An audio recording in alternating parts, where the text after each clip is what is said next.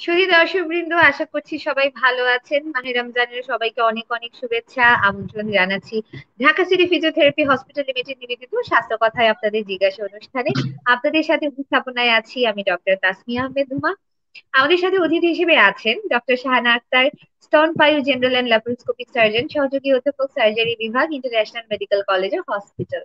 আমরা আজকে কথা বলবো ব্রেস্ট ক্যান্সারের কারণ ও চিকিৎসা নিয়ে। যেহেতু অনুষ্ঠানটি সরাসরি সম্প্রচার করা হচ্ছে, তাই দর্শকদেরকে অনুরোধ করবো যে কোনো ধরনের প্রশ্ন আপনারা আমাদের কমেন্ট বক্সে করতে পারেন, আমরা উত্তর দেওয়ার চেষ্টা করব, অথবা আমাকে সরাসরি ইনবক্স করতে পারেন। আমরা চলে যাচ্ছি আলোচনায়। আসসালামু আলাইকুম, কেমন আছেন? ওয়ালাইকুম আসসালাম, ভালো আছি। আপনারা ভালো সবাই? ইনশাল্লাহ ভালো আছি। আমাদের আসলে আজকের যে টপিকটা ব্রেস্ট ক্যান্সার, এটা আসলে প্রথমেই যদি বলি যে এটা ক্যান্সার, ক্যান্সার ওয়ার্ডটা শুনতেই কিন্তু সবার অনেক ভয় লাগে, আর ব্রেস্ট ক্যান্সার শুনলে মেয়েরা অনেক বেশি ভয় পায়। এবং একটা এইজের পরের থেকে আসলে সবার মনের মধ্যে এই ধরনের একটা ভয় কিন্তু কাজ করে, আসলে কি হয়ে গেল বা কিছু হলো কিনা। তো আজকে একটু ব্যাপারটা নিয়ে আমরা ডিটেলস জানবো। তো শুরুতে একটু জিজ্ঞেস করে নিচ্ছি, এই যে ব্রেস্ট ক্যান্সার, ব্রেস্ট ক্যান্সার বলতে মানে ক্যান্সার বলতে আসলে কি বোঝায়, মানে কি হয় আসলে ভিতরে আমাদের? কি হয় বলতে, যে ক্যান্সার আমাদের কাছে কি নিয়ে জি। আসে, এই তো। ব্রেস্ট ক্যান্সারে আসলে ব্রেস্টের কিছু পরিবর্তন হয়, হ্যাঁ, কিছু জি। পরিবর্তন হয়। তো সাধারণত আমরা 20 বছরের নিচে ব্রেস্ট ক্যান্সারটা খুব কম পাই। এটা একটু যত বেশি বয়স বাড়ে এই পরিবর্তনগুলো তত বেশি হয়। এখন পরিবর্তনের মধ্যে হতে পারে যে শুধু একটা ব্রেস্টের মধ্যে সবকিছু স্বাভাবিক, এক জায়গায় একটা চাকা, একটা শক্ত চাকা নিয়ে আসে। এবং এরকম জিনিসটা এরকম হয় যে খুব অল্প সময়ের মধ্যেই চাকাটা তৈরি হয় এবং অল্প সময়ের মধ্যেই বেশ বড় হয়ে যায়। এরকম আসতে পারে। আরেকটা হতে পারে যে না, চাকাটা ব্রেস্ট না, একদম বগলে, বগলেরই যে একটা ছোট চাকা দেখা যায়, সেটা পরীক্ষা করে আমরা দেখতে পাই যে ওটা আসলে ব্রেস্ট থেকেই বগলে এসে আসছে। তার মানে ব্রেস্টেও একটা কিছু আছে যেটা আমাদের হাতে লাগেনি, চোখে পড়ে। অনেক সময় আসে যে নিপলটা একটু ভিতরের দিকে ঢুকে যায়, রিট্রাকশন যেটাকে বলে, যে শুধু একটু নিপলটা ভিতরের দিকে ঢুকাই অবস্থায় আসতে পারে। কেউ কেউ আবার আসে আচ্ছা। নিপল থেকে ডিসচার্জ হয়, রক্তের মতো পানি পড়তে পারে, এরকম একটা আসতে পারে। অনেকের স্কিনে জি। ঘা হয়ে যায়, আলসার নিয়ে আসে। এরকম বিভিন্ন রকমের পরিবর্তন নিয়ে ব্রেস্টে আমাদের কাছে আসে। আচ্ছা, এই ব্রেস্ট ক্যান্সারের আসলে রিস্ক ফ্যাক্টর কি কি, মানে কেন ব্রেস্ট ক্যান্সার হতে পারে একটু জেনে নিই। ব্রেস্ট ক্যান্সারের সবচেয়ে বড় রিস্ক ফ্যাক্টর যেটা, সেটা তো হচ্ছে মহিলা, মানে পুরুষদেরও কিন্তু ব্রেস্ট ক্যান্সার হয়, কিন্তু জি। মহিলাদের বেশি হয়। জেন্ডার যেটা, ফিমেল জেন্ডারটা সবচেয়ে আগে, যে মহিলাদেরই যেহেতু ব্রেস্ট ক্যান্সারের প্রবলেমটা বেশি, মহিলাদেরই বেশি হয়। এছাড়া আরেকটা ব্যাপার হচ্ছে যে বয়স একটা বড় রিস্ক ফ্যাক্টর। যত বেশি বয়স জি। বাড়বে ব্রেস্ট ক্যান্সারের চান্স তত বেড়ে যাবে। এবং 80-র পরে দেখা যায় প্রতি 20 জন মানুষের মধ্যে একজনের ব্রেস্ট ক্যান্সার হয়। এই জন্য যে ওয়েস্টার্ন কান্ট্রি, যেগুলো, যেসব দেশের মানুষ অনেক বেশি দিন বাঁচে, তাদের হচ্ছে ব্রেস্ট ক্যান্সারের টেন্ডেন্সিটা একটু বেশি। তারপরে খাদ্যাভ্যাস, যারা একটু রিচ ফুড খায়, হ্যাঁ, একটু ওয়েস্টার্ন লাইফ লিড করে, একটু রিচ ফুড খায়, একটু ওয়াইন টোয়াইন খায়, মদ টদ খায়, তাদের ব্রেস্ট ক্যান্সারের একটা চান্স থাকে। আরেকটা হচ্ছে যে উম, আরেকটা হচ্ছে যে তোমার উম, বয়স, যে উম, যদি প্রথম বাচ্চা বেশি দেরি করে নেয়, অথবা বাচ্চা ব্রেস্ট ফিডিং করে নেয়, অথবা হচ্ছে যাদের বাচ্চা কাচ্চা নাই, তাদের কিন্তু ব্রেস্ট ক্যান্সার হওয়ার চান্স খুব বেশি, যেটা ন্যালিপেরাস। তারপরে যাদের রিপ্রোডাক্টিভ পিরিয়ডটা খুব বড়, মানে হচ্ছে মিনিস্ট্রেশনটা আগে শুরু হয় আবার দেরি করে বন্ধ হয়, এই লম্বা টাইম মিনিস্ট্রেশন পিরিয়ড নেয়, বিশেষ করে মেনোপোজাল যারা, হ্যাঁ, ইউটেরাস নাই, হরমোন নেয়, তাদের কিন্তু ব্রেস্ট ক্যান্সার হওয়ার চান্স বেড়ে যায়। আরেকটা হচ্ছে যে কোনো কারণে যদি রেডিওথেরাপির এক্সপোজার থাকে, অন্য কোনো ক্যান্সার বা ডিজিজ বা যে কোনো অসুখের জন্য সে হয়তো আগে রেডিওথেরাপি নিয়েছে, তাদেরও কিন্তু ক্যান্সার হওয়ার চান্স অনেক অনেক বেশি। আচ্ছা, ধন্যবাদ। আমাদের দেশে সাধারণত আমাদের দেশের জন্য কমন কোন এজ, মানে কোন বয়সে সবচেয়ে বেশি পেশেন্ট আপনারা পান? আমাদের দেশে সাধারণ সব বয়স, কিন্তু সবচেয়ে বয়সের পেশেন্ট গুলা বেশি ব্রেস্ট ক্যান্সার নিয়ে আসে। হ্যাঁ, বয়স্ক রোগীরাও আসে, কিন্তু বয়স্ক রোগীরা আসলে ওইভাবে খেয়াল করে না। আর কম বয়সীদের একটু কম, 65 এই এটাই ক্যান্সারের প্রবণতা বেশি। আচ্ছা, এখন যদি ক্যান্সার আমরা চাই যে এটা আর্লি ধরা পড়ে যায়, যেহেতু সবসময় আমরা জানি যে ক্যান্সার এমনই একটা রোগ, এমন সময় যে ধরাটা পড়ে যে তখন কিছুই করার থাকে না। ম্যাক্সিমাম ক্যান্সারই দেখা যায় লাস্ট স্টেজে যে ধরা পড়ে, হয়তো বা এটা আমাদের নিজেদেরই হয়তো বা দৃষ্টিভঙ্গি এতটা মানে তীক্ষ্ণ না, তুখর না আমরা, যে আমরা ডায়াগনোসিস করতে পারবো, আমরা নিজেরা বুঝতে পারবো, ডাক্তারের কাছে মানে ঠিক সময়ে যেতে পারবো।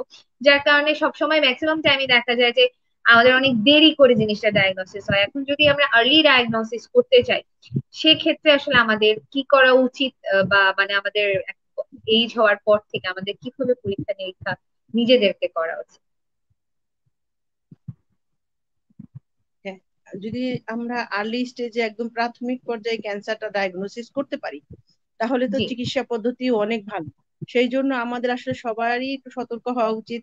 সবাই যদি সতর্ক হয়ে আমরা সেলফ এক্সামিনেশন, যেটা হ্যাঁ প্রতি মাসে জি। একবার করে নিজের ব্রেস্ট নিজে এক্সামিনেশন করা, সেলফ এক্সামিনেশনটা যদি আমরা রেগুলার করে যাই, তাহলে একদম আর্লি স্টেজে যাই থাকুক সেটা নোটিশ হয়ে যাবে। আরেকটা হচ্ছে আমাদের স্ক্রিনিং প্রোগ্রাম।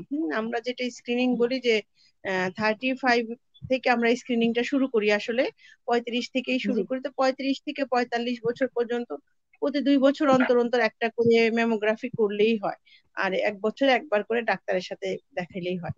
কিন্তু 35, যেহেতু আমি বলছি 45 থেকে 65, এই বয়সটা জি। আমাদের বেশি বেশি ভালনারেবল। সেই জন্য মানে 45 থেকে 65 বছরের সকলেই বছরে একবার একটা ম্যামোগ্রাফি অবশ্যই করাবে। এবং ম্যামোগ্রাফিটা করে আপনার নিকটস্থ কোনো জেনারেল সার্জন অথবা ব্রেস্ট সার্জন যদি থাকে, তাকে একটু দেখাই নেবেন। মানে বছরে একবার করে আপনি আপনার ব্রেস্টটা চেক আপ অবশ্যই অবশ্যই করাবেন। তাহলে যাই থাকুক না কেন আর্লি ডায়াগনোসিস হয়ে যাবে। আচ্ছা, ধন্যবাদ। আমরা আবারও আলোচনায় ফিরে আসবো, একটা বিরতির সময় হয়ে গেছে, একটা ছোট্ট বিরতি নিয়ে নিচ্ছি। শুধু দর্শকবৃন্দ, নিয়ে নিচ্ছি একটা ছোট্ট বিরতি। বিরতির পর আমরা আবার ফিরে আসবো Dhaka city physiotherapy hospital limited নিবেদিত স্বাস্থ্য কথা আপনার জিজ্ঞাসা অনুষ্ঠানে। ততক্ষণ আমাদের সাথে থাকুন, চোখ রাখুন স্বাস্থ্য কথা টিভির পর্দায়। মিসেস সামিহা রহমান একজন ব্যাংকার। বিগত 10 বছর ধরে পেশাগত দায়িত্ব পালনের জন্য তাকে দিনের বেশিরভাগ সময় কাটাতে হয়েছে চেয়ারে বসে। সে কারণে দীর্ঘদিন ধরে কোমর ও ঘাড় ব্যথায় ভুগছেন তিনি। এই ব্যথা সমাধানের জন্য ছুটেছেন দেশের নামিদামি সব হাসপাতালে, খরচ করেছেন হাজার হাজার টাকা। সব আশা ছেড়ে দিয়ে যখন বিদেশে চিকিৎসা নেওয়ার কথা ভাবছেন, তখন অফিসে আসা নতুন ম্যানেজার সামিয়া রহমানকে পরামর্শ দিলেন ঢাকা সিটি ফিজিওথেরাপি হাসপাতালে চিকিৎসা নেয়ার। নতুন ম্যানেজারের কথায় ভরসা রেখে সামিহা রহমান ধানমন্ডিতে অবস্থিত ঢাকা সিটি ফিজিওথেরাপি হাসপাতালে গিয়ে ডাক্তারের পরামর্শ অনুযায়ী চিকিৎসা শুরু করলেন। কয়েকদিনের মধ্যেই তিনি দেখলেন তার দীর্ঘদিনের কোমর ও ঘাড় ব্যথা কমতে শুরু করেছে। বিদেশে না গিয়ে কম খরচে দেশে চিকিৎসা করিয়ে মিসেস সামিহা রহমান যেমন সন্তুষ্ট, তেমনি দেশে হাঁটু, ঘাড়, কোমর ব্যথা ও প্যারালাইসিস রোগের আন্তর্জাতিক মানের চিকিৎসা সেবা দিতে পেরে ঢাকা সিটি ফিজিওথেরাপি হাসপাতাল গর্বিত। ঢাকা সিটি ফিজিওথেরাপি হাসপাতাল, ফিজিওথেরাপি চিকিৎসায় নির্ভরতার প্রতীক।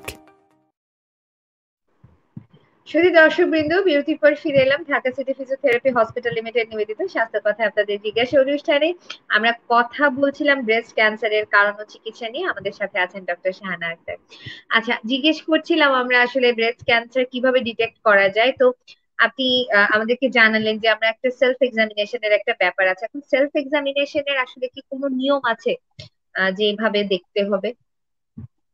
হ্যাঁ, অবশ্যই নিয়ম আছে। সেলফ এক্সামিনেশনটা আমরা সাধারণত মিড সাইকেলের মধ্যে করি।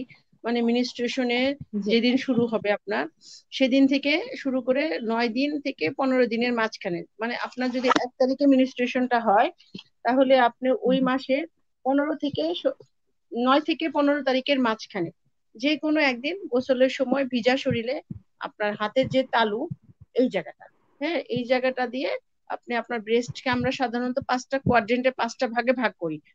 উপরের অংশটাকে রাইট লেফট মানে ইনার আউটার, নিচের অংশটাকে ইনার আউটার, আর মাঝখানে একটা অংশ সেন্টার পোর্শন, এই 5টা ভাগে ভাগ করি। এই 5টা ভাগেই আপনি ঘড়ির উল্টা দিকে, মানে অ্যান্টি ক্লকওয়াইজ বলি আমরা, ঘড়ির উল্টা দিকে জাস্ট এই হাত দিয়ে এইভাবে আপনি আপনার প্রত্যেকটা কোয়াড্রেন্টকে হাত দিয়ে ফিল করবেন। যদি আপনার কাছে মনে হয় যে কোনো প্রকার চাকা গোটা কিছু হাতে পাচ্ছে, অথবা এমন লাগছে যে যেটা আগে ছিল না এখন নতুন কিছু ফিল করছেন, অথবা আপনার নিপলটা একটু ভিতরের দিকে ঢুকে যাচ্ছে আগের মতো নাই, সেরকম যদি কিছু ফিল করেন, সঙ্গে সঙ্গে আপনি একজন চিকিৎসকের কাছে চলে যাবেন।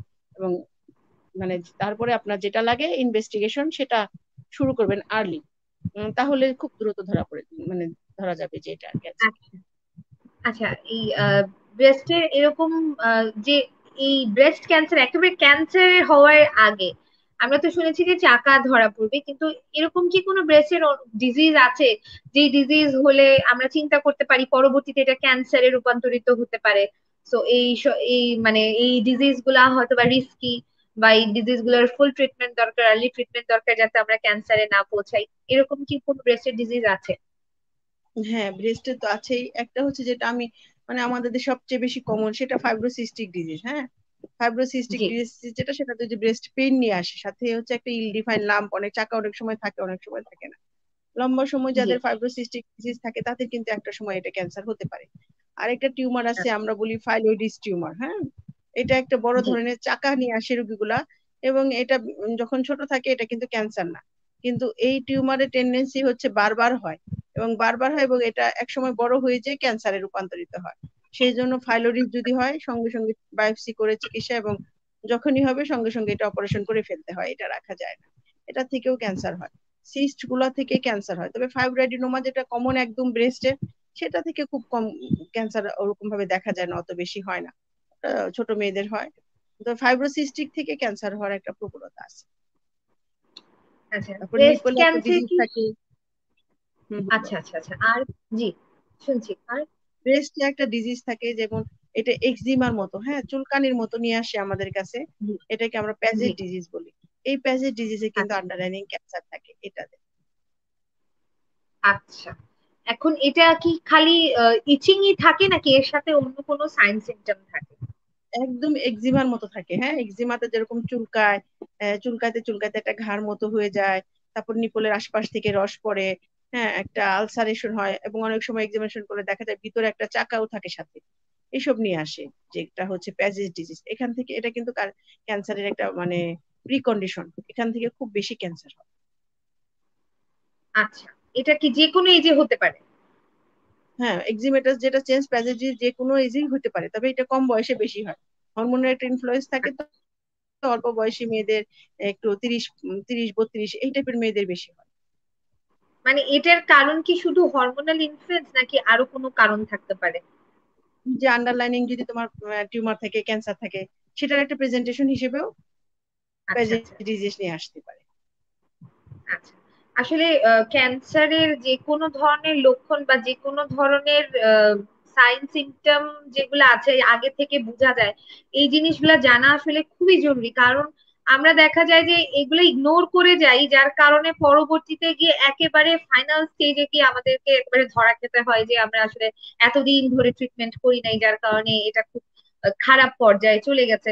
আর ক্যান্সার হলে সার্ভাইভাল রেট, আমরা আসলে যদি আমি সাধারণ মানুষের দৃষ্টিভঙ্গি থেকে বলি, আমাদের সার্ভাইভাল রেট জানা যে ক্যান্সার হলে একেবারে খুব অল্প কয়দিন থাকে হাতে।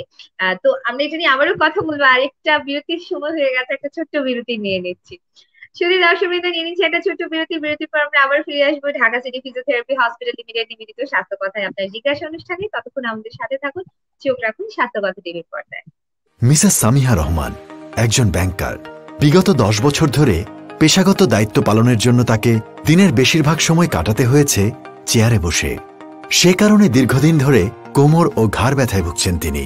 এই ব্যথা সমাধানের জন্য ছুটেছেন দেশের নামিদামি সব হাসপাতালে, খরচ করেছেন হাজার হাজার টাকা। সব আশা ছেড়ে দিয়ে যখন বিদেশে চিকিৎসা নেওয়ার কথা ভাবছেন, তখন অফিসে আসা নতুন ম্যানেজার সামিয়া রহমানকে পরামর্শ দিলেন ঢাকা সিটি ফিজিওথেরাপি হাসপাতালে চিকিৎসা নেয়ার। নতুন ম্যানেজারের কথায় ভরসা রেখে সামিহা রহমান ধানমন্ডিতে অবস্থিত ঢাকা সিটি ফিজিওথেরাপি হাসপাতালে গিয়ে ডাক্তারের পরামর্শ অনুযায়ী চিকিৎসা শুরু করলেন। কয়েকদিনের মধ্যেই তিনি দেখলেন তার দীর্ঘদিনের কোমর ও ঘাড় ব্যথা কমতে শুরু করেছে। বিদেশে না গিয়ে কম খরচে দেশে চিকিৎসা করিয়ে মিসেস সামিহা রহমান যেমন সন্তুষ্ট, তেমনি দেশে হাঁটু, ঘাড়, কোমর ব্যথা ও প্যারালাইসিস রোগের আন্তর্জাতিক মানের চিকিৎসা সেবা দিতে পেরে ঢাকা সিটি ফিজিওথেরাপি হাসপাতাল গর্বিত। ঢাকা সিটি ফিজিওথেরাপি হাসপাতাল, ফিজিওথেরাপি চিকিৎসায় নির্ভরতার প্রতীক। শুধু দর্শকবৃন্দ, বিরতির পর ফিরে এলাম ঢাকা সিটি ফিজিওথেরাপি হসপিটাল নিবেদিত স্বাস্থ্য কথা আপনার জিজ্ঞাসা অনুষ্ঠানে। আমরা কথা বলছিলাম ব্রেস্ট ক্যান্সারের কারণ ও চিকিৎসা নিয়ে। আমাদের সাথে আছেন ডক্টর শাহানা আক্তার। আচ্ছা, আমরা এবার একটু জিজ্ঞেস করছি যে কি কি ধরনের ইনভেস্টিগেশন আছে যার মাধ্যমে এই ব্রেস্ট ক্যান্সার রোগটা নির্ণয় করা যায়? ব্রেস্ট ক্যান্সার বা ব্রেস্ট ডিজিজের ইনভেস্টিগেশন কিন্তু খুব বেশি কিছু নাই। আর্লি স্টেজে আচ্ছা। আমরা আমাদের হাতে খুব অল্প কিছু ইনভেস্টিগেশন, মেইনলি হচ্ছে ক্লিনিক্যালি আপনাকে এটা ডায়াগনোসিস করতে হয়, হিস্ট্রি প্লাস ক্লিনিক্যালি যে চাকাটা কেমন, কি চেঞ্জ হচ্ছে এগুলোর উপরে। এছাড়া আমরা হচ্ছে 35-35 বছরের নিচে যদি হয় তখন ব্রেস্টের ডেন্সিটিটা একটু বেশি থাকে, সেই জন্য ওই সময় বেস্ট হচ্ছে আলট্রাসোনোগ্রাফি। আর 35 ইয়ার্স এর পরে যে ব্রেস্ট ডেন্সিটি যেহেতু কমে যায়, সেই ক্ষেত্রে একটা ম্যামোগ্রাফি আমরা করি। ম্যামোগ্রাফি করেই চাকাটা বা চাকার ধরনটা, ক্যান্সারটা কি ডিফিউজ কিনা নাকি ব্রেস্টের এক জায়গায় আছে, এগুলো একটু দেখা যায়। এছাড়া আমরা কনফার্মেটরি হিসেবে হচ্ছে বায়োপসি করি। বায়োপসি আগে আমরা আচ্ছা। খুব বেশি এফএনএসি বা ফাইন নিডল অ্যাসপিরেশন করতাম, কিন্তু এখন আমরা আসলে এফএনএসিটা অত বেশি করতে চাই না। আমরা এখন কোর নিডল বায়োপসিটাই মেইনলি করি, কারণ কোর নিডল বায়োপসি তোমার ফলস নেগেটিভ, যেটা ভুল রিপোর্ট আসে, ভুল নেগেটিভ আসে, সেটার পরিমাণ অনেক কম, যেহেতু এখান থেকে টিস্যু নিয়ে করা যায়। আরেকটা ব্যাপার হচ্ছে যে যেই সব রোগীগুলোর ক্যান্সার, আমাদের হরমোন স্ট্যাটাস দেখতে হয় যে চিকিৎসার জন্য, যে আগে কেমোথেরাপি দিব নাকি আগে অপারেশন করব নাকি কোনোটাই লাগবে না, এই জিনিসগুলো ডিসিশন নিতে আমাদের একটু রিসেপ্টর স্ট্যাটাস দেখা লাগে।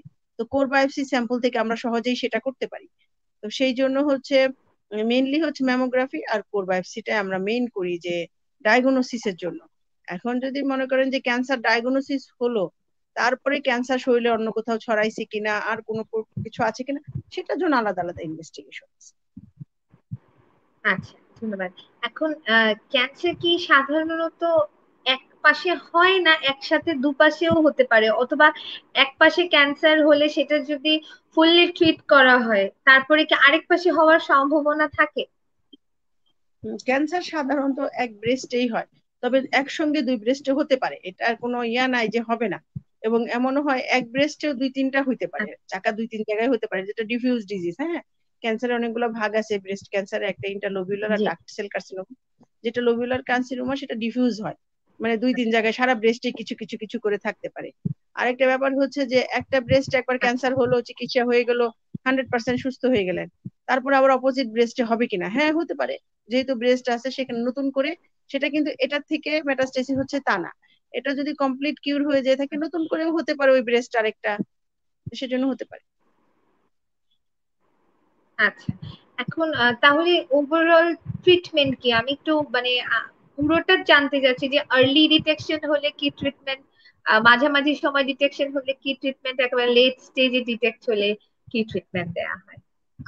আর্লি ডিটেকশন যদি হয় একদমই ফার্স্টে, যেটা কার্সিনোমা সিটু বলি আমরা, মানে যে ক্যান্সারটা যদি ডাক্ট সেল কার্সিনোমা হয়, শুধু একটা ডাক্টের ভিতরে থাকে, ডাক্টের লেয়ারকেও পায়ার্স করে নেয়, সেই ক্ষেত্রে আমরা যদি শুধু ক্যান্সার মানে যে টিউমারটা হয়েছে, যে চাকাটা আর সারাউন্ডিং একটু হেলদি মার্জিন কেটে ফেলে দে, আর কোনো চিকিৎসাই লাগে না। যদি আমরা বায়োপসি করে দেখি যে মার্জিনটা ক্লিয়ার আছে, ক্যান্সারের টিস্যু আর কোথাও নাই, বেসটাও ক্লিয়ার আছে, তাহলে রেডিওথেরাপিও অনেক সময় লাগে না। আর তখন আমরা এইটুকু মানে একদম আর্লি স্টেজে যদি ডার্ক সেল কার্সিনোমা হয়, শুধু ছোট্ট একটা অপারেশন ছাড়া সেকেন্ড আর কোনো চিকিৎসাই দরকার নেই, আর কিচ্ছু লাগে না, কারণ এটা ইন্টারডাক্টাল, এটা সিটু মানে লেয়ারটাকেই পাস করে নেয়। কিন্তু যদি এরপর থেকে যদি দেখা যায় যে না, এটা কার্সিনোমা সিটু বা লেয়ারটাকে পাস করে গেছে, সেই ক্ষেত্রে আমরা একটু পরীক্ষা নিরীক্ষা করাই, কারণ হচ্ছে আমাদের লিম্ফ নোডটা স্যাম্পল, বগলের লিম্ফ নোডটা দেখতে হয় এক্সিলাতে ইনভলভমেন্ট আছে কিনা। সেই ক্ষেত্রে আমরা যেটা করি, ওয়াইড লোকাল মানে টিউমারটা কেটে ফেলে দেই, সাথে একটু হেলদি টিস্যু, ব্রেস্ট কিন্তু ফেলি না। যদি আপনার টিউমারটা ব্রেস্টের একটু আউটার কোয়াড্রেন্টে হয়, নিপলের নিচে না হয়, একটু আউটার কোয়াড্রেন্টে হয়, সাইজটা যদি ছোট থাকে, 2 সেন্টিমিটার এর কম থাকে বা একটু ছোট থাকে, তাহলে আমরা শুধুমাত্র টিউমারটা ফেলে দিতে পারি, ব্রেস্ট আমাদের রেখেই দেওয়া যায়। সাথে হচ্ছে যদি মার্জিন ক্লিয়ারেন্স না থাকে, সেই ক্ষেত্রে রেডিওথেরাপি লাগতে পারে। আর বগলের আমরা এক্সিলার থেকে স্যাম্পল নেই, সেন্টিনেল লিমনোডো বায়োপসি করি অনেক সময়, করে বগলের এক্সিলাতে যদি ইনভলভমেন্ট থাকে সেই ক্ষেত্রে রেডিওথেরাপিটা লাগে, না হলে রেডিওথেরাপিও লাগে না, হরমোন রিসেপ্টর উপর নির্ভর করে লাগলে হরমোন থেরাপি দিই। এটা হচ্ছে মাঝামাঝি। আর যদি স্টেজ 2-3 তে আসে, যে ক্যান্সারটা আমরা শরীরে ছড়াই গেছে কিনা, বা জি। বগলে এক্সিলাতে ছড়াই গেছে কিনা, বা ক্যান্সারের সাইজটা অনেক বড়, একটু দেরি করে আসে, সেই ক্ষেত্রে আমরা ওই যে যেটা বললাম যে হরমোন রিসেপ্টর স্ট্যাটাসের উপরে নির্ভর করে, যে যদি দেখি যে ট্রিপল নেগেটিভ, এখন একটা কথা আসতেছে যে ER PR HER2 তিনটা রিসেপ্টর করায় তো সবগুলাই নেগেটিভ, এই টিউমার গুলো খুব অ্যাগ্রেসিভ, এই ক্ষেত্রে আমরা কিন্তু আচ্ছা কেমোথেরাপি দিব। কেমোথেরাপি দিলে আগে আচ্ছা কেমোথেরাপি দিতে হয়, আগে কেমোথেরাপি দিয়ে, এটাকে নিউ অ্যাডজুভেন্ট বলে, একটু ক্যান্সারটাকে ডাউন স্টেজিং করে একটু ছোট করে পরে আমরা অপারেশন করি। হ্যাঁ, তো এগুলাতে আরো অনেক মডার্ন ট্রিটমেন্ট আসছে, আমরা যেমন হাইড্রোজেল দেই, এখন ওয়ার গাইডেড করি। তো যাই হোক, এগুলা হচ্ছে তাহলে অপারেশন প্লাস কেমোথেরাপি। আর যদি হচ্ছে আপনার অ্যাডভান্স স্টেজে আসে, অ্যাডভান্স স্টেজে কিন্তু জি আগে সিস্টেমিক চিকিৎসা করতে হয়, সিস্টেমিক বলতে কেমোথেরাপি, হরমোন থেরাপি, এগুলা, তারপরে অপারেশন। জি এখন অপারেশনের ক্ষেত্রে, এই ক্ষেত্রে যদি স্টেজ 4 হয়, যদি ক্যান্সার উপরে ঘা হয়ে যায়, সেখান থেকে ডিসচার্জ করে, সেই ক্ষেত্রে তো আগে ম্যাস্টেকটমি করে ফেলতে হয়। আর যদি স্টেজ 3 আচ্ছা বিতে থাকে যে ছড়া যাচ্ছে, সেই ক্ষেত্রে কিন্তু আমরা ব্রেস্টটা কম্প্রোমাইজ করে ফেলতে হয়, ব্রেস্টটা রাখা যায় না, সেই ক্ষেত্রে ব্রেস্টটা কেটে কেমোথেরাপি, হরমোন থেরাপি, রেডিওথেরাপি, মোটামুটি সবই লাগে। আমরা এখন ইমিউনোথেরাপিও দিচ্ছি আমাদের দেশে, ইমিউনোথেরাপিটাও লাগে। এগুলা যদি সবকিছু ঠিক মতো নেওয়া যায়, স্টেজ 2 স্টেজ 3 এ পর্যন্ত খুব ভালো আউটকাম আসে, 5 ইয়ার সার্ভাইভাল রেট অনেক বেশি। কিন্তু স্টেজ 3 বা 4 এ চলে গেলে তখন 5 ইয়ার সার্ভাইভাল রেট একটু কমে যায়, এই আর আচ্ছা কি। আচ্ছা। তো এই এই যে আমাদের ব্রেস্টের যে অপারেশন গুলা, যে যে জায়গায় ব্রেস্ট আসলে পুরা কেটে ফেলে দিতে হচ্ছে, এই জায়গাটা একটু জিজ্ঞেস করতে চাই, কারণ মানুষের এটাই চিন্তা থাকে যে কেটে ফেলে দিবে, তারপর একটা ডিসফিগারেশন হয়ে যাবে। তো রিকনস্ট্রাকটিভ সার্জারি বলে কি কিছু আছে, যে জিনিসটা যাতে হ্যাঁ, খারাপ অবশ্যই। না লাগে বা এটা এবং ঠিক মতো হ্যাঁ, একটা শেপে আনা যায়? জি, এরকম কি অবশ্যই কিছু আছে। আছে? এখন আমরা আমরা এখন বিভিন্ন ভাবে রিকনস্ট্রাকটিভ সার্জারি করছি। হ্যাঁ, একটা হচ্ছে যে যখন ম্যাস্টেকটমি করি, মানে যখন ব্রেস্টটা কেটে ফেলে দেই, সঙ্গে সঙ্গেই জি আমরা আবার একটা আর্টিফিশিয়াল ব্রেস্ট তৈরি করে দিই। সেটা পেশেন্টের আচ্ছা শরীরের মাসেল দিয়েও করা যায়, অথবা সিলিকন লাগাই দেওয়া যায়। আবার অনেক সময় আছে যে না, রেডিওথেরাপি নেওয়া লাগে। ওটা হচ্ছে যদি আমরা ওই সময়ে ইমপ্ল্যান্ট দেই, তাহলে হয় কি, রেডিওথেরাপি দেওয়ার সময় অনেক সময় সিলিকনটা গলে যায়, স্কিনে আলসার হয়। তখন আবার অনেক রোগী বলে যে না, একটু রেডিওথেরাপিটা কমপ্লিট করে এসে সেকেন্ড অপশনে আমরা ইমপ্ল্যান্ট করে দিই। তো ইমপ্ল্যান্টটা আসলে সিলিকনেরও দেওয়া যায়, আবার হচ্ছে শরীরের মাসেল দিয়েও তৈরি করে দেওয়া যায়। এটা এক জি সিটিং এও করা যায়, ইচ্ছা করলে যে ট্রিটমেন্ট শেষে আবার করা যায়, কিন্তু করা যায়, দুইটাই ব্রেস্টই সমান করে দেওয়া যায়। আচ্ছা আচ্ছা। তাহলে পরবর্তীতে এই ইমপ্ল্যান্টের জন্য কোনো কিছু কি মেনটেন করে চলতে হয় সারা জীবন, এরকম কিছু আছে? বা কোনো ধরনের জটিলতা দেখা দিতে পারে, এরকম কি কিছু আছে, নাকি না, এটা একদম ওরকম সেফ? আসলে অনেক ফ্যালাসি আছে যে ইমপ্ল্যান্ট করলে ক্যান্সার হয়, ইমপ্ল্যান্ট করলে সেখানে ঘা হতে পারে, ইমপ্ল্যান্ট রাপচার হয়ে যেতে পারে, এগুলো আজে বাজে কথা আসলে। ওরকম সবকিছুরই তো কিছু খারাপ, মানে সবকিছুরই তো কিছু সাইড এফেক্ট আছে, কিন্তু সেটা সবার ক্ষেত্রে হবে এমন না। হ্যাঁ, অনেক ইমপ্ল্যান্ট করা মানুষ আছে যারা ইমপ্ল্যান্ট করে একদম বছরের পর বছর সুস্থ ভালো আছে, সুন্দর লাইফ লিড করতেছে। সেই জন্য এগুলা নিয়ে আসলে চিন্তা করার কিছু নাই। আচ্ছা, এভাবে যে ফুল ম্যাস্টেকটমি, যেটা রেডিক্যাল ম্যাস্টেকটমি, যেটা যে পুরোটা ফেলে দেওয়ার পরে যেখানে যেখানে যাওয়ার গেছে বা ড্রেন হয়েছে, এই জায়গাগুলো ক্লিয়ারেন্স হয়ে যাওয়ার পরে পেশেন্টের ট্রিটমেন্ট যদি একবারে কমপ্লিট হয়, তারপর হচ্ছে 5 বছর সার্ভাইভাল রেট? না না, আমরা 5 বছর সার্ভাইভাল রেট দিয়ে ভাগ করি, যে একটা পেশেন্ট কত পার্সেন্ট লোক 5 বছরের বেশি বাঁচবে। কারণ কোনো ক্যান্সারে যখন 5 বছর বেঁচে যায়, তারপরে বুঝতে হবে যে তার শরীরে আর কোনো ক্যান্সার নাই, সে ক্যান্সার ফ্রি লাইফ লিড করতে পারবে, কারণ রিকারেন্স হলে 5 বছরের মধ্যেই হবে। ঠিক আছে, তো এই জন্য বলা হয় যে স্টেজ 1 ডিজিজে তোমার মোর দেন 90-95% পেশেন্ট মোর দেন 5 ইয়ার্স বাঁচবে। আর স্টেজ 2 যেটা, সেটা হচ্ছে 70-95%। আর যেটা স্টেজ 3 সেটা মোর দেন 70। আর স্টেজ 4 ডিজিজ যেটা, সেটা লেস দেন 70, মানে 50-60, এবং অনেক সময় 20% পেশেন্ট 5 ইয়ার সার্ভাইভাল রেট থাকে। 5 ইয়ার সার্ভাইভাল রেট দিয়ে আমরা ভাগ করি আসলে যে ডিজিজ ফ্রি সে কতদিন থাকবে। যে 5 বছর বেঁচে যাবে, ধরে নেবেন যে তার শরীরে আর কোনো ক্যান্সার নাই, তার মানে এই না যে সে 5 বছর বাঁচবে। 5 বছর একটা হচ্ছে ডাটা নেওয়া হয় আর কি। আচ্ছা আচ্ছা আচ্ছা আচ্ছা, ধন্যবাদ। আর যদি কারো ব্রেস্ট ক্যান্সার এরকম থাকে যে তার নেক্সট জেনারেশনে কি এটা হওয়ার সম্ভাবনা থাকে? হ্যাঁ, আছে। যদি হচ্ছে যেটা আমরা বলি যে ফার্স্ট ডিগ্রি রিলেটিভ, মা বাবার দিকে, যেমন মার দিকে খালা, নানি, হ্যাঁ, আর বাবার দিকে দাদি, ফুফু, ফুপু, চাচা, এদের যদি কারো ক্যান্সার থাকে, তাহলে হচ্ছে জি। তার পরবর্তী জেনারেশনে, ফার্স্ট জেনারেশনে চান্স একটু বেশি, মানে জেনেটিক্স একটু ইয়া থাকে, রিস্ক থাকে তাদের ক্যান্সার হওয়া। এই আর রোগীগুলাকে তাহলে একটু তাদের হ্যাঁ, তাদের তাদের এই ক্যান্সার প্রিভেনশনের জন্য কি করা উচিত? ওই যে আর্লি হচ্ছে স্ক্রিনিং এ চলে আসতে হবে। তারা একটু, আমি যেমন বলতেছিলাম যে 45 এর পর থেকে স্ক্রিনিং এ চলে আসবে, কিন্তু যাদের জি, ফ্যামিলি হিস্ট্রি পজিটিভ থাকবে তারা 5 বছর আগে জি। থেকে স্ক্রিনিং এ চলে আসবে। তারা একদম 35 এর পর থেকে রেগুলার স্ক্রিনিং প্রোগ্রামে থাকবে, যাতে হচ্ছে আর্লি ডিটেকশন হবে। যে এমন তো কোনো সিউরিটি নাই, হতে পারে, সেই জন্য স্ক্রিনিং প্রোগ্রামে থাকলে তো আর্লি ডিটেকশন হবে। সেই ক্ষেত্রে তো আর্লি ডায়াগনোসিস হলে ট্রিটমেন্টটা আর্লি হয়ে যাবে। আচ্ছা, বাংলাদেশে কি সব ধরনের ট্রিটমেন্ট অ্যাভেলেবল আছে? হ্যাঁ, এখন আছে। অপারেশন, কেমো, রেডিও, ইমিউনোথেরাপি সবগুলো আমরা এখন বাংলাদেশে দিচ্ছি। বাংলাদেশে সবই আছে। আচ্ছা, এর এক্সপেন্সটা কিরকম থাকে, কিরকম খরচ হতে পারে? ইমিউনোথেরাপি যেটা, সেটা নিতে গেলে একটু খরচ বেশি। হ্যাঁ, ইমিউনোথেরাপি 20 থেকে 22টা আমরা ইমিউনোথেরাপি দেই, এতে প্রায় 35 লাখের মতো চলে যায়। ইমিউনোথেরাপিটা এক্সপেন্সিভ। এটা দিলে সার্ভাইভাল রেটটা অনেক ভালো থাকে, বেনিফিটটা অনেক ভালো, চিকিৎসার বেনিফিটটা। কিন্তু সবাই তো ইমিউনোথেরাপি নিতে পারবে না। তো শুধু হরমোন থেরাপি, কেমো, রেডিওথেরাপি দিয়েও কিন্তু ভালো আউটকাম। এবং শুধু কেমো, হরমোন, রেডিওতে খুব বেশি খরচ পড়ে না, হয়তো বা 4 লাখ 5 লাখ টাকার মধ্যে চিকিৎসা হয়ে যায়। আচ্ছা, আচ্ছা, ধন্যবাদ।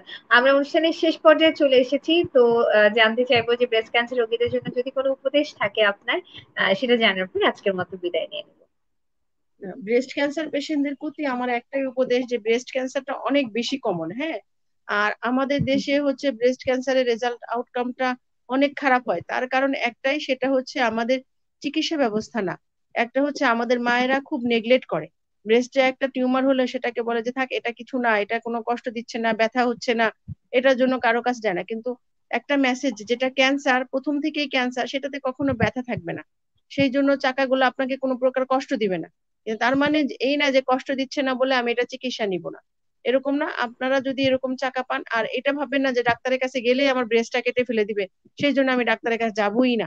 ব্যাপারটা তা না। আপনি জি, আসেন, প্রাথমিক পর্যায়ে হলে, আমি বারবার বলছি যে ব্রেস্টটা রেখে সুন্দর মতো চিকিৎসা করা যায়, কেমোথেরাপিও লাগে না। সেই ক্ষেত্রে আপনি একদম আচ্ছা, সুন্দর জীবন যাপন করতে পারবেন। সেই জন্য ভয় না পেয়ে আপনি আপনার খেয়াল রাখুন, আপনি সেলফ এক্সামিনেশনটা করুন, এবং যে কোনো প্রয়োজনে আমাদের সাথে যোগাযোগ করুন, আমরা সাহায্য করব। সচেতন হন, মানে ভয় না পেয়ে সচেতনতাটা আসা উচিত সবার মাঝখানে। তাহলেই সবাই এই ধন্যবাদ। ক্যান্সারের এই যে একটা ভয়াবহতা, সেটা থেকে মুক্ত থাকে। ধন্যবাদ আমাদের সাথে থাকার জন্য, আর এত সুন্দর করে এই ব্রেস্ট ক্যান্সারের মতো একটা জটিল বিষয় এত সহজ ভাবে তুলে ধরার জন্য অনেক ধন্যবাদ। অনেক ধন্যবাদ, তোমাদের সবাইকে ধন্যবাদ। আল্লাহ হাফেজ। সুধী দর্শকবৃন্দ, আশা করছি আমাদের অনুষ্ঠান আপনাদের ভালো লাগে। ভালো লাগলে অবশ্যই দেখবেন। আগামী অনুষ্ঠান দেখার আমন্ত্রণ জানিয়ে আজকের মতো এখানেই বিদায় নিচ্ছি। ভালো থাকুন, সুস্থ থাকুন, আল্লাহ হাফেজ।